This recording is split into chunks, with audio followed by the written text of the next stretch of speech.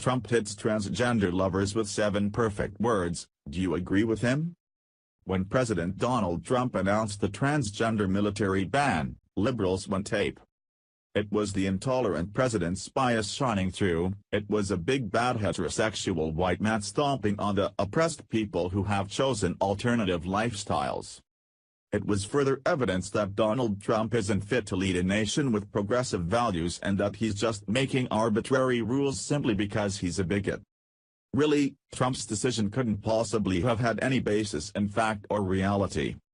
As everyone knows, there's no problem with transgender individuals in the armed forces, and if there is, it's up to the government to solve them because God forbid we should offend someone. This is how America operates today. They care nothing for facts and reality, they only care about the agenda. The narrative. The liberal line we all must toe or face the dire consequence. Except there are some of us who deal in truth. So, when Trump decided to reply to those who slammed his decision concerning transgenders in the military, we wanted to know what he actually said. Not what the liberal press quoted. And for the blaze, here's that quote. I have great respect for the community. I think I've had great support, or I've had great support from that community. I got a lot of votes.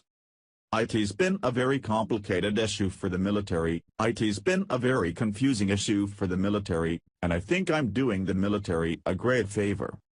Lest we forget what Trump wrote in a series of the tweets last July, this has always been about military effectiveness. Plain and simple. Liberals don't like to read anything that proves them wrong, of course, but we'll toss out the tweets once more because again, we deal in facts and truth. Prior to the president's ruling, the Army, Navy, Marines and Air Force all requested a 6-month delay for enlisting transgenders. Know why?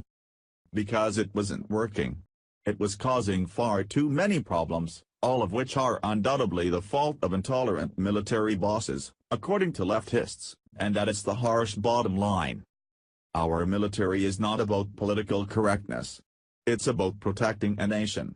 It's about operating at the absolute zenith of performance in order to achieve maximum potency. And when Trump simply listens to the military and realizes that things aren't working, he's duty-bound to act.